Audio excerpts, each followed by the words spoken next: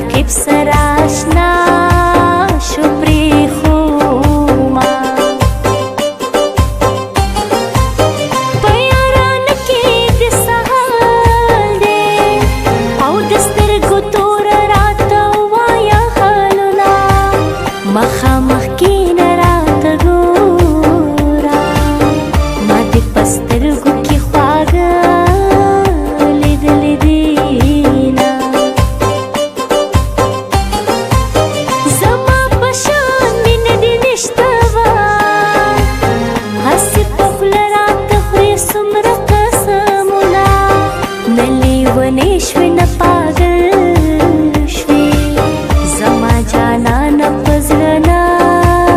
لرې غمونه ژوند لکه زما کوه هر چاته خندا کوه دغسې نس انسان